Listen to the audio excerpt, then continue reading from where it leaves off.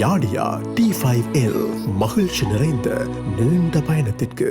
இணைந்திருக்கிறோம் நேயர்களே, வணக்கம். நம்மளுடைய நிகழ்ச்சியினுடைய தலைப்பு பகுதியிலே சந்தித்திருக்கிறோம். தலைப்பு பகுதி என்று என்ன விடயம் என்றால், சர்வதேசத்திலே ஒரு தினமாக இருக்கிறது. அதுதான் சர்வதேச குரல் தினம், உலக குரல் தினமாக இருக்கிறது. அப்போ இந்த குரல் என்று வரும்போது தான் பலரும் நாங்கள் எங்களுடைய மனிதனுக்கு இருக்கக்கூடிய இந்த தொண்டையிலிருந்து வரக்கூடிய அந்த குரல் நினைத்துக் கொண்டிருப்போம். அதை தாண்டி இன்னொரு விடயம், இந்த பிரச்சனைகள் அல்லது தங்களுக்கு ஏற்படக்கூடிய அநீதிகள் நீதி நோக்கி அல்லது சமூக ஏற்றத்தாழ்வுகளுக்கு எதிராக கொடுக்கக்கூடிய அந்த குரலும் இந்த உலக குரல் தினத்திலே உள்ளடக்கப்படுவதாகத்தான் இருக்குது. இன்றைக்கு இந்த ஆரோக்கியமான குரல்கள் அடங்கி போயிருப்பது அல்லது ஆரோக்கியமான அல்லது உரத்து பேச வேண்டிய குரல்கள் மௌனமாக இருப்பதுதான் பல அநீதிகள் அல்லது பல துன்பவியல் இந்த சமுதாயத்திலே அல்லது இந்த உலக ரீதியிலே நடந்து கொண்டிருப்பதற்கு காரணமாக இருக்கிறது. நீதிக்கு ஆதரவாகவும் அநீதிக்கு எதிராகவும் கொடுக்கப்படக்கூடிய குரல்களுடைய எண்ணிக்கை குறைந்து கொண்டு செல்வதுதான் இன்றைக்கு இந்த உலகம் யுத்தம் என்ற ஒரு பாரிய வன்கொடுமை சம்பவத்தை எதிர்நோக்குவதற்கு பெரிய காரணமாக இருக்கிறது. குரல் கொடுக்க வேண்டியவர்கள் உரிய காலத்திலே குரல் கொடுக்க தவறி இருக்கமை, குரல் கொடுக்க வேண்டியவர்கள் உரிய நேரத்தில் அல்லது உரிய அளவிலே குரல் கொடுக்க தவறியமை தான் இன்றைக்கு பாரிய அளவிலான குற்றச்செயல்களுக்கு காரணமாக இருக்கிறது. நல்லவர்களுடைய மௌனம்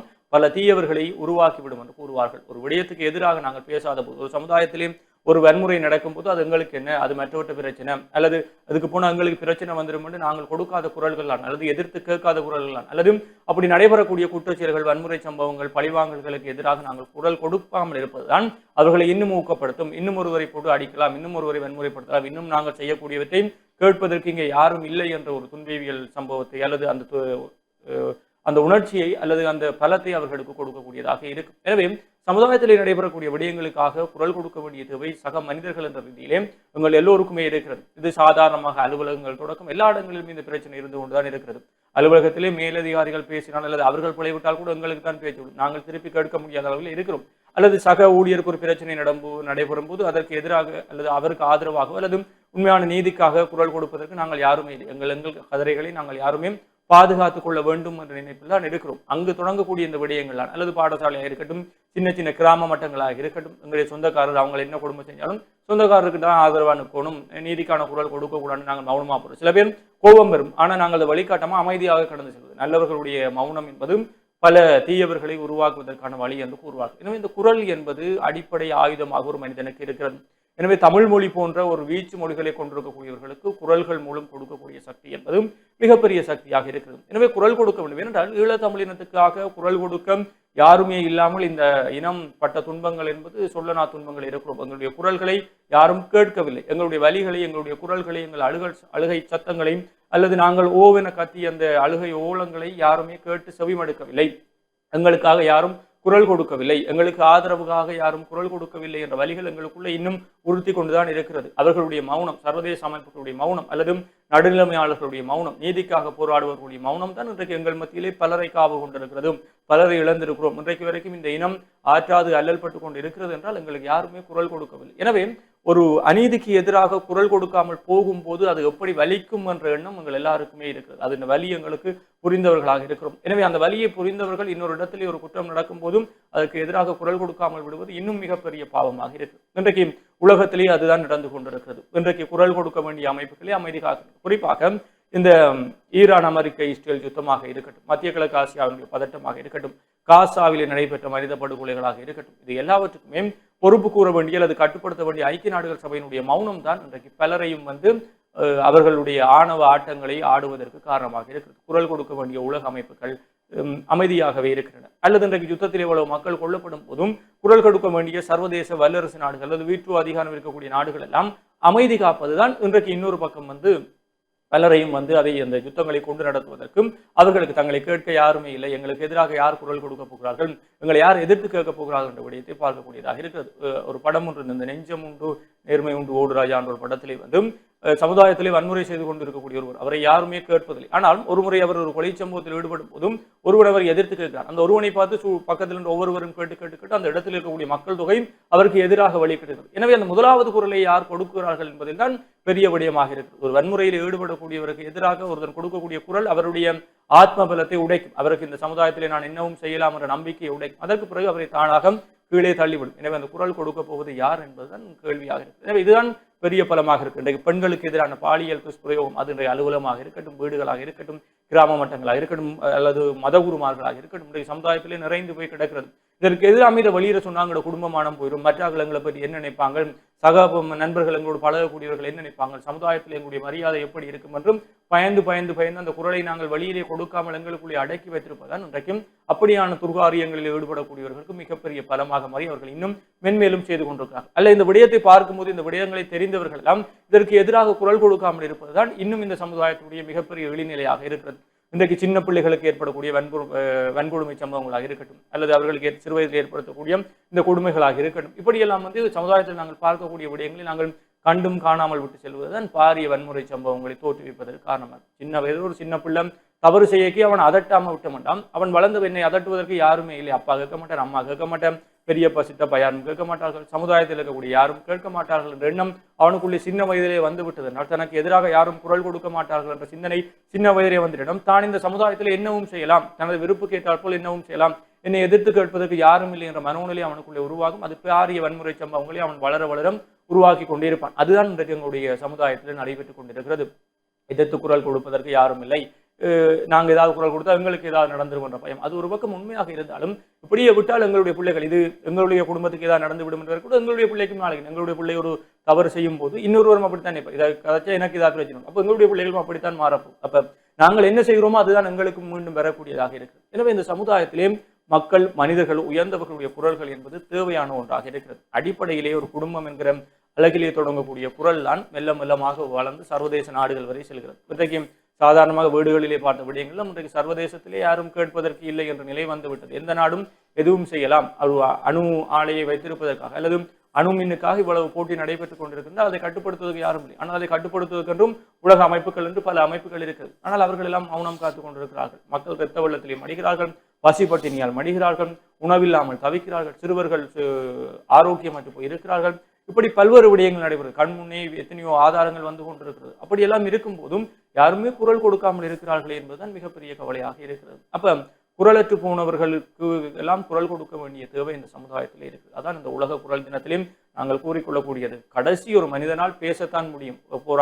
போராட முடியாதவன், ஓட முடியாதவன், நடக்க முடியாதவன் எல்லாம் பேச முடியும், பேசக்கூடியதாக இருக்கும். தன்னுடைய குரல் கொண்டு இந்த சமுதாயத்தில் பல மாற்றங்களை கொண்டு வரக்கூடியதாக இருக்கும். அதுதான் அந்த பேச்சாளர்களுக்கு தனி மவுசு இருக்கிறது. குரலினால் அவர்கள் தங்களுடைய அரசியலை குரல் தங்களுடைய பேச்சினூடாக பல மாற்றங்களை கொண்டு வரக்கூடியதாக இருக்கும். இன்றைக்கு தமிழ்நாட்டிலே இந்த தூய தமிழ் தேசியம் என்ற ஒரு கொள்கை விதிக்கப்படுகிறது, அல்லது இயற்கை நெய் அரசியலுக்கு இளைஞர்கள் மாறுகிறார்கள், அல்லது இந்த பணம் கொடுத்து வாக்கை பெறும் அரசியலிருந்து மாற்றம் பெற்றும் வாக்காளர்களுக்கு பணம் கொடுக்கக்கூடிய மக்களாக மாறுகிறார்கள் என்றெல்லாம் வருகிறதால் அதெல்லாம் கொள்கை ரீதியான பேச்சுக்கள். ஒரு பக்கம் அநீதிக்கு எதிரான குரல் என்பதை தாண்டி சமுதாயத்திலே மாற்றக்கூடிய விடயங்களை கொண்டு போய் சேர்ப்பதும் இந்த குரலாகத்தான் இருக்கு. ஒரு காலத்திலே வானொலி அறிவிப்பாளர்களுக்கு எல்லாம் அவ்வளவு மவுசு இருந்தது என்றால் அவர்களுடைய குரல்கள் தான் சமுதாயத்துக்கு தேவையான அத்தனை விடயங்களையும் உலகம் முழுக்க கொண்டு போய் சேர்த்தது. எனவே குரல் என்பது மிகப்பெரிய ஆயுதம். அதிலும் தமிழர்களாகிய பாரியோரு வீச்சு மொழி, வீரம் நிறைந்த மொழியை வைத்திருக்கக்கூடியவர்களுக்கு இந்த குரலினூடாக எங்களுடைய மொழியை வீச்சோடு வீரத்தோடு கொண்டு சேர்க்கும் போது அது சமுதாயத்திலே பாரிய மாற்றங்களை உருவாக்கும் என்பதைத்தான் இந்த உலக குரல் தினத்திலும் நாங்கள் கூறிக்கொள்ளக்கூடியதாக இருக்கிறது. நிச்சயமாக உண்மையிலே இந்த உலக குரல் தினம் என்பது 2 விதமான அடிப்படையிலே கொண்டாடப்பட்டு அனுஷ்டிக்கப்பட்டு வருவதனை காணக்கூடியதாக இருக்கிறது. ஹரி முதலே குறிப்பிட்டிருப்பது போல இந்த அடக்குமுறைகளுக்கு எதிராக பேச தொடங்குவோம், அல்லது எங்களுக்கு ஏற்படக்கூடிய அநீதிகள், இந்த சட்ட மீறல்கள் அல்லது உரிமை மீறல்களுக்கு எதிராக நாங்களும் குரல் கொடுக்க தொடங்குவோம். எங்கோ ஒருவர், யாரோ ஒருவர் எங்களுக்கு இது நடக்கவில்லை தானே, யாரோ ஒருவருக்கு நடக்கிறது என்று சொல்லித்தான் நாங்கள் திரியக்கூடிய இந்த அசமாட்டுத்தனமான செயற்பாடுகளினால் பாரிய அநீதிகள் ஏற்படக்கூடியதாக இருக்கிறது. யாரோ ஒருவர் துணிச்சலாக குரல் எழுப்பும் பொழுதுதான் கட்டாயமாக அந்த பிரச்சனை அந்த சமூகத்திலே வெளிப்படைய செய்யக்கூடியதாக இருக்கிறது. கட்டாயமாக அது குரலாக எழுப்பப்பட வேண்டும் என்ற அடிப்படையில் தான் அந்த விடயங்கள் பார்க்கப்படுகிறது. இதற்கு நாங்கள் பல்வேறு நபர்களை எங்களினுடைய வரலாற்று பக்கத்திலே இருந்து பார்க்கக்கூடியதாக இருக்கிறது. தன்னுடைய இனத்திற்காக அல்லது தன்னுடைய இனத்தினுடைய எழுச்சிக்காக, தங்களினுடைய அரசியலுக்காக, தங்களினுடைய அரசியல் பிரதிநிதித்துவத்திற்காக அல்லது சமூக மாற்றத்திற்காக பல்வேறு நபர்கள் குரல் கொடுத்திருக்கிறார்கள். குறிப்பாக இந்த பாரதியை எல்லாம் குறிப்பிடலாம். பெண்ணடிமைத்தனத்திற்காக பாரதி குரல் கொடுத்தார். அதன் பின்னர் வந்த பாரதிதாசன் இந்த மறுமணங்கள் தொடர்பாக குரல் கொடுத்திருக்கிறார். இவ்வாறாக குரல் கொடுக்கக்கூடிய விடயங்கள் ஒரு பக்கம் இந்த சர்வதேச குரல் தினத்திலே பேசப்பட்டு அது இன்னொரு தொனிப்பொருளாக இருந்தாலும் இந்த சர்வதேச குரல் தினம் என்பது எங்களினுடைய குரலை பாதுகாப்போம் என்ற அடிப்படையில் உருவாக்கப்பட்டிருப்பதனை காணக்கூடியதாக இருக்கிறது. 1999 ஆண்டு இது ஒரு தேசிய குரல் நாளாக பிரேசிலே முதலாக அனுஷ்டிக்கப்பட்டு வந்தது. அதன் பின்னர் மருத்துவர்களினுடைய முயற்சியினாலும் குரல் பயிற்சியாளர்களினுடைய முயற்சியினாலும் 2002ஆம் ஆண்டிலே இது சர்வதேச குரல் தினமாக அனுஷ்டிக்கப்பட்டு வருவதனை காணக்கூடியதாக இருக்கிறது. எங்களினுடைய உடல் அவயங்களிலே நாங்கள் அதிகமாக பாதுகாப்பு மிகுந்தவர்களாக அல்லது எங்களினுடைய உடல் அவயங்கள் தொடர்பாக அதிகமான கவனமுடையவர்களாக இருப்போம். ஆனால் இந்த குரல் தொடர்பாக ஒரு விழிப்புணர்வு இந்த சமூகத்திடையே அல்லது இந்த இருக்கக்கூடிய நபர்களிடையே இருக்கிறதா என்று கேட்டால் இல்லை. அதாவது இந்த குரல் தொடர்பான நோய்கள் தொடர்பாகவும் கட்டாயமாக இந்த சமூகத்தில் இருக்கக்கூடிய பொதுமக்கள் சிந்திக்கக்கூடியவர்களாக இருக்க வேண்டும்.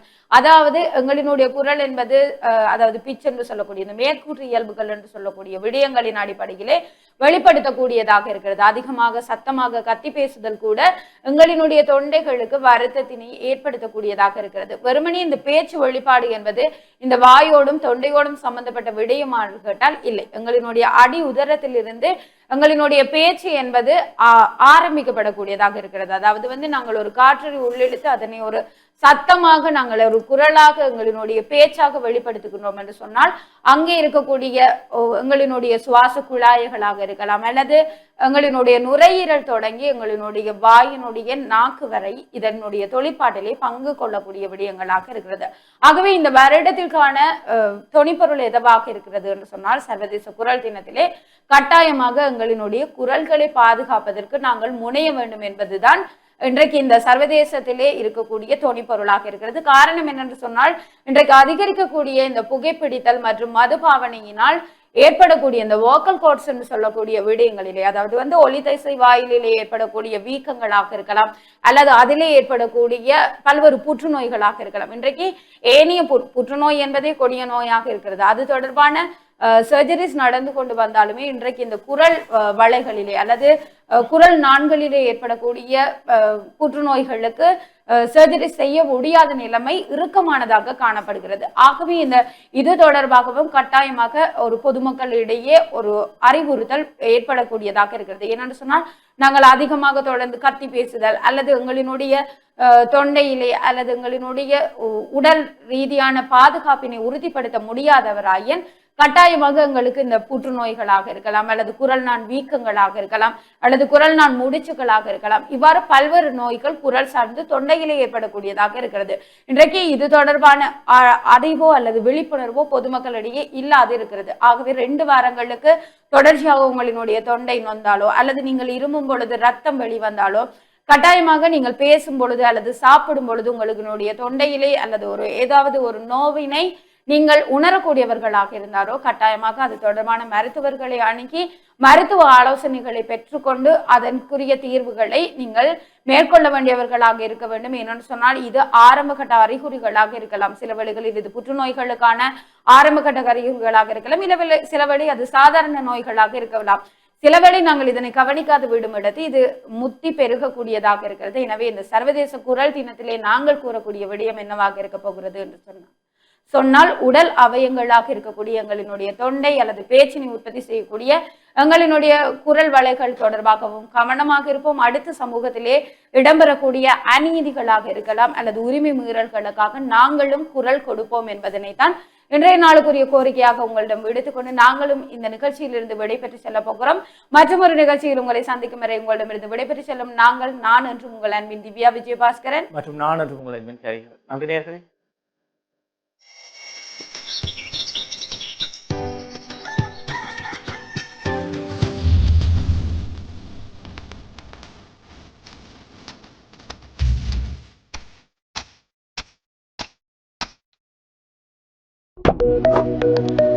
Thank you.